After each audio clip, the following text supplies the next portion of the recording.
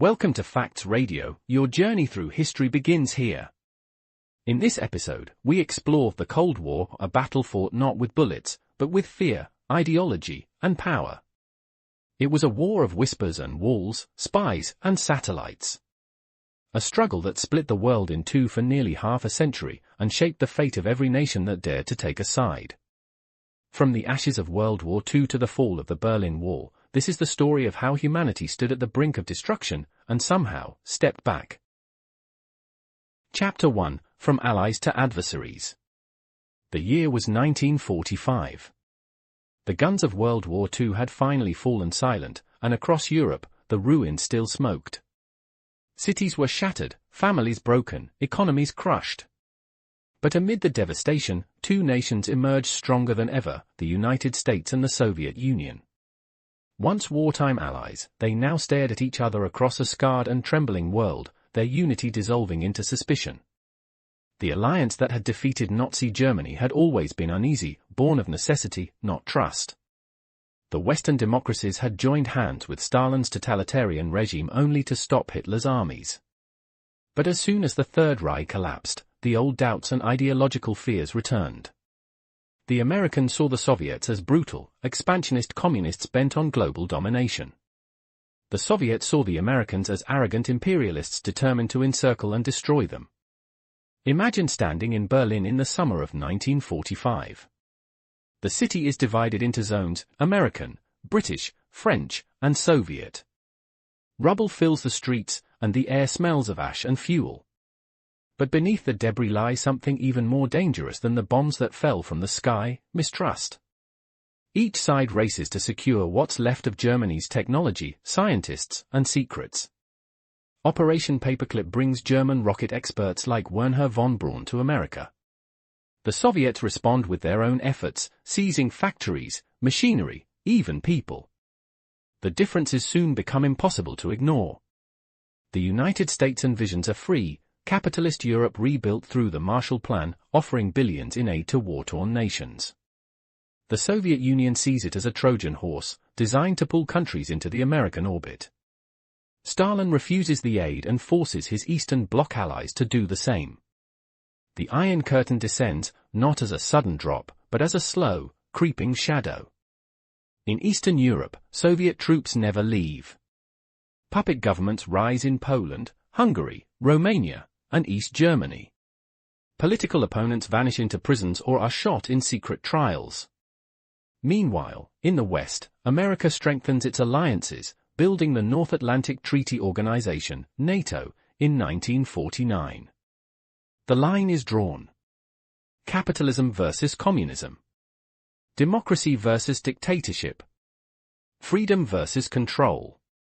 It's hard to believe that only a few years earlier, these nations had fought side by side.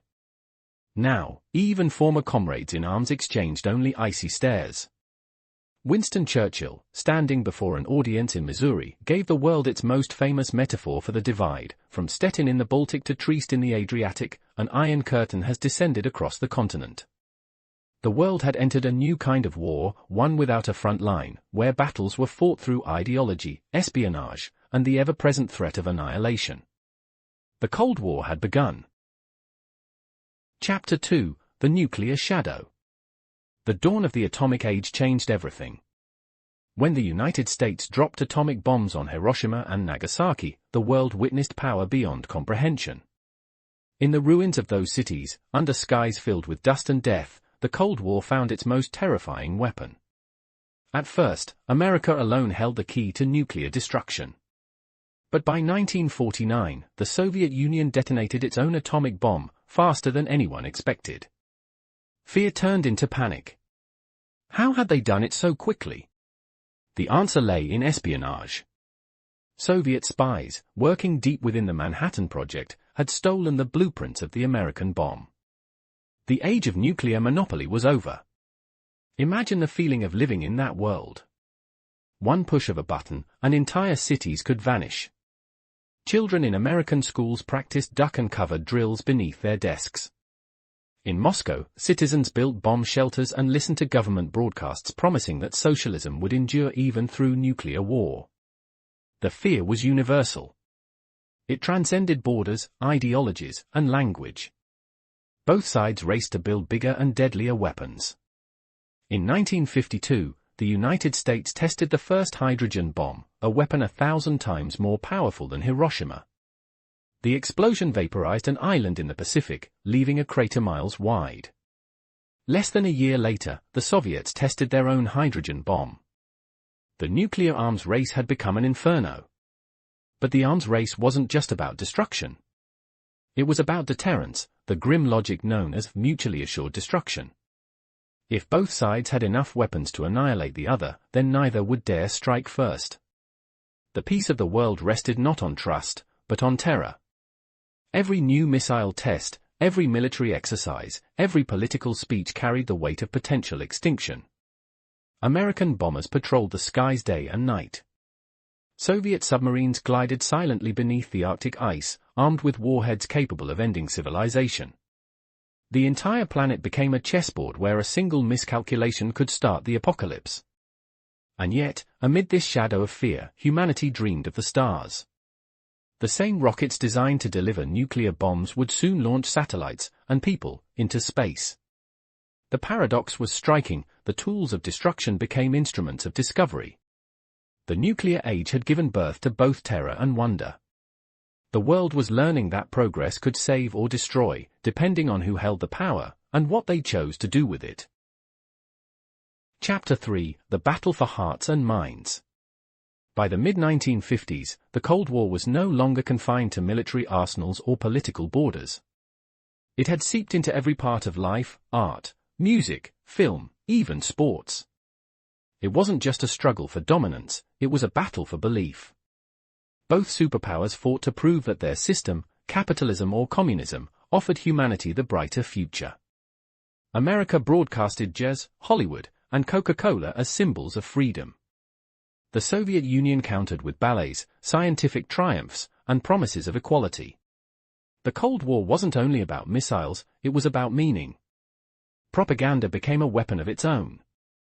Posters, newspapers, and radio shows portrayed the enemy as monstrous and inhuman. Children grew up learning to fear the other side. In classrooms, maps were color-coded to show us versus them. Even love and art weren't safe. Every poem, every movie, every Olympic victory carried political weight. Imagine walking through Times Square in 1957, the billboards glowing with American prosperity, advertisements celebrating freedom and abundance. Now imagine a street in Moscow the same year, portraits of Lenin and Stalin hanging from government buildings, parades of workers marching beneath red banners. Two worlds, both convinced they were right, both certain the other was dangerous.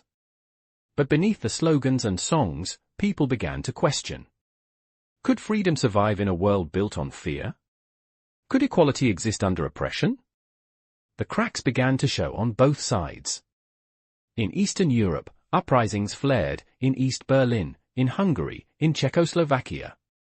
Each time, Soviet tanks rolled in to crush dissent. The images shocked the world, proving that the workers' paradise was held together by force. In the West, meanwhile, the civil rights movement, anti-nuclear protests, and student demonstrations challenged America's own moral authority. How could a nation claim to defend liberty abroad while denying it to many at home? The Cold War wasn't just fought in foreign lands, it was fought in the hearts of ordinary people. Culture, too, became a battlefield. The CIA secretly funded art exhibitions and literary magazines to showcase the freedom of Western creativity. The Soviets launched massive propaganda festivals and promoted heroic images of workers and soldiers. Even space exploration became a contest of ideology. That space race was both a scientific and symbolic struggle for human destiny. The world watched, fascinated and afraid, as two visions for humanity competed not only for power, but for the soul of the future. Chapter 4: Crises and Confrontations. The 1960s were the most dangerous decade of the Cold War, years when the world teetered on the brink of destruction. The flashpoints were everywhere: Berlin, Cuba, Vietnam, Korea. Each could have been the spark that ended it all. Berlin remained the wound that refused to heal. By 1961, millions of East Germans had fled to the west through the divided city. The Soviet-backed East German government could not allow it to continue. One night in August, barbed wire was unrolled through the streets. Within days, concrete walls rose in its place, guarded by soldiers with orders to shoot anyone who tried to cross. Families were separated, lovers torn apart, dreams imprisoned behind stone. The Berlin Wall became the ultimate symbol of division, the Iron Curtain made real. Just a year later came the most terrifying moment in human history, the Cuban Missile Crisis. In October 1962, American spy planes discovered Soviet nuclear missiles being installed in Cuba, just 90 miles from Florida. The world held its breath. For 13 days, the fate of civilization hung by a thread. President John F. Kennedy demanded the missiles' removal. Soviet Premier Nikita Khrushchev refused. The U.S. Navy blockaded the island, and Soviet ships steamed toward the line of confrontation. Imagine those moments, the radar screens glowing, the generals tense, the silence before a possible apocalypse. One misstep, one misunderstanding, could have unleashed nuclear war. Then, miraculously, restraint prevailed. Khrushchev agreed to withdraw the missiles in exchange for America's promise not to invade Cuba, and the secret removal of U.S. missiles from Turkey. The crisis ended, but the scars remained. Both sides had seen how close they had come to the end, and the need for communication became undeniable. The hotline between Washington and Moscow was established, a direct phone link to prevent catastrophe. Yet peace was fleeting. Vietnam soon became the next battlefield. What began as an effort to stop communism in Southeast Asia spiraled into one of the most divisive wars in American history. Images of burning villages and wounded soldiers filled televisions around the world. The war cost millions of lives, and faith in government itself. For many, Vietnam proved that the Cold War's ideals could become nightmares when carried to extremes. The 1960s closed with uncertainty. The wall still stood. The bombs still waited. The world had survived, but only just. The Cold War was no longer just a contest of nations, it was a test of humanity's ability to coexist without self-destruction. As the sun set on that decade, one thing was clear, the struggle was far from over. Chapter 5, The Race to the Moon and Beyond. When the Soviets launched Sputnik 1 in October 1957, a tiny silver sphere no larger than a beach ball pierced the heavens and changed the course of history. It was the first artificial satellite, and its beeping signal echoed not just across the atmosphere, but across the conscience of the world. The United States, suddenly aware that the Soviets could reach space, and perhaps drop weapons from it, was stunned. The space race had begun. In the streets of Moscow, people celebrated this triumph of socialism and science. In Washington, it was a moment of panic and determination. How could America, with its wealth and industry, have fallen behind? President Eisenhower ordered immediate investment in science and technology, and by 1958, NASA was born. The Cold War had expanded beyond Earth itself. Imagine the wonder, and the fear, of that era. Newspapers filled with headlines about rockets, astronauts, and new frontiers. Children dreamed of space travel, even as their parents worried about nuclear missiles in orbit. The same technology that could launch a satellite could also deliver destruction. Progress and peril marched side by side. Then, in 1961, the Soviets struck again. Yuri Gagarin, a young pilot with a ready smile, became the first human to orbit the Earth. "Polekali! Let's go!" he shouted as the rocket lifted into the sky. The world watched in awe. Gagarin became a global hero, a symbol of Soviet ingenuity. For a moment, even ideological lines blurred, and humanity marveled at what it could achieve. But the Americans would not be outdone. President John F. Kennedy stood before Congress and declared, "We choose to go to the moon." It was more than a promise, it was a challenge to destiny. Over the next decade, thousands of scientists, engineers, and dreamers worked toward that impossible goal. And in July 1969, the world held its breath as Neil Armstrong set foot on the lunar surface. One small step for man, one giant leap for mankind. The space race, born of rivalry, had become a shared moment for all humanity. The United States had won, but the victory transcended borders. Yet behind the triumph was a deeper truth: both nations had learned that human imagination could reach beyond fear. The same Cold War that divided the planet had also inspired it to look to the stars, and to glimpse, if only for a moment, a future beyond conflict. Chapter 6: Detente and Espionage. By the 1970s, exhaustion had begun to creep into both superpowers. The Vietnam War had drained America's morale and coffers. The Soviet Union, too, was struggling under the weight of its vast military machine. The threat of nuclear war loomed as ever, but so did the realization that endless confrontation could destroy them both. The era of detente, the temporary thaw in the Cold War, began. American presidents like Richard Nixon and Gerald Ford sought dialogue with Moscow and Beijing. Nixon's 1972 visit to China shocked the world, a capitalist leader shaking hands with Communist chairman Mao Zedong. That same year, Nixon met with Soviet Premier Leonid Brezhnev to sign the Strategic Arms Limitation Treaty, SOLTI, the first real attempt to slow the arms race. For a time, the world exhaled. Cultural exchanges blossomed, trade opened slightly, and leaders spoke of coexistence. But beneath the surface, the struggle continued in secret, through shadows, spies, and deception. Espionage became the hidden heartbeat of the Cold War. In the back alleys of Berlin, double agents exchanged coded messages. In Moscow, the KGB hunted informants with ruthless precision. In Washington and London, the CIA and MI6 launched daring operations to gather Soviet secrets. The battle for intelligence was invisible, but it was everywhere. Imagine the tension of those encounters. A briefcase swapped in a park. A radio transmission cut short. A defector stepping off a plane under the cover of night, his life forever changed. From the Cambridge Five in Britain to Aldrich Ames in the United States, betrayal became both currency and curse.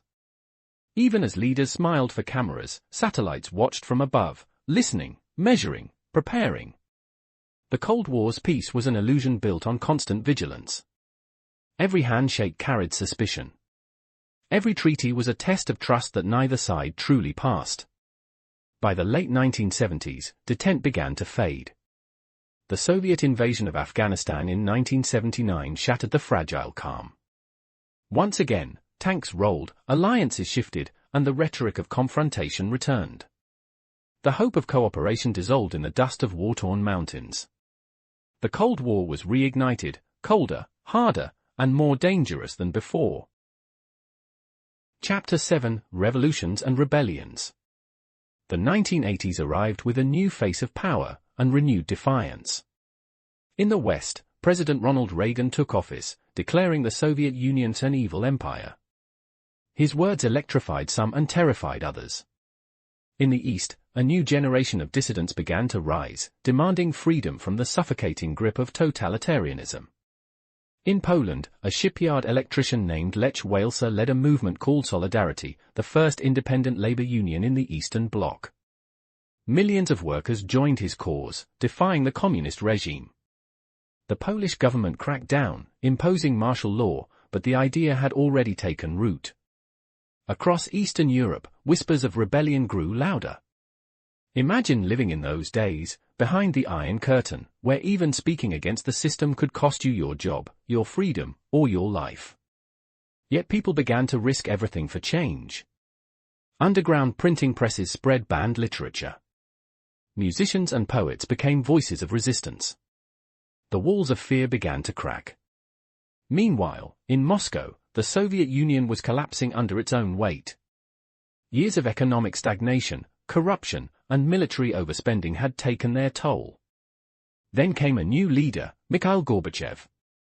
With his policies of glasnost, openness, and perestroika, restructuring, he sought to save socialism by reforming it. But in doing so, he unleashed forces that no one could control. Gorbachev allowed more freedom of speech, less censorship, and dialogue with the West. The results were immediate and explosive.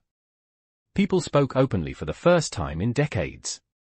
Protests erupted. Nationalist movements surged in the Baltic states, Ukraine, and the Caucasus. The Soviet Empire, once held together by fear, was beginning to unravel. Reagan and Gorbachev met face-to-face in a series of summits that stunned the world. In Reykjavik, in Washington, and finally in Moscow, they negotiated arms reductions and shared an unlikely rapport. They were ideological opposites, yet both understood the terrible cost of continuing down the old path. The world began to hope again. Still, the changes came too fast, too deep. By the end of the decade, the old order trembled. The question was no longer whether the Cold War would end, but how. Chapter 8: The Fall of the Wall. In 1989, the unthinkable happened. The Berlin Wall, that brutal monument to division, crumbled. Not through bombs or treaties, but through the will of the people. For decades, Berlin had stood as the heart of the Cold War's tragedy. Families divided, soldiers facing each other across barbed wire, escapees shot in the night. But that November, crowds gathered at the checkpoints, chanting for freedom. East German guards, uncertain and overwhelmed, opened the gates. Thousands surged through. Tears, laughter, disbelief, all blending into one breathtaking moment. Imagine the sound, the cheers echoing through the streets, the crack of hammers against concrete, the music, the tears. Strangers embraced atop the wall that had once separated them. For the first time in a generation, Berlin was whole. The fall of the wall triggered a domino effect. Across Eastern Europe, communist regimes collapsed like old scaffolding. Poland, Czechoslovakia, Hungary, Romania, all broke free in a wave of revolution. In 1991, even the mighty Soviet Union itself ceased to exist. The red flag was lowered from the Kremlin, replaced by the tricolor of the new Russian Federation. The Cold War was over. But its legacy would endure. The decades of fear and division had reshaped the world, in borders, in politics, in hearts. The nuclear arsenals remained. The memories, too. And yet, amid the ruins of empire, there was hope that perhaps, after so many years of suspicion, humanity could find another way. The Cold War had ended not with an explosion, but with a whisper, the quiet sound of walls falling, and people walking freely into the night. Final words. The Cold War was not one war, but 1,000 small ones, fought in the shadows, in speeches, in space, in the hearts of millions. It was a contest of ideology, technology, and human will. It brought the world to the brink of destruction, and yet, somehow, kept it from falling over the edge. From the rubble of Berlin to the silence of space, from the protests in Gdansk to the streets of Moscow, it was a story of fear, courage, and endurance. It taught us that peace is not the absence of conflict, but the triumph of restraint.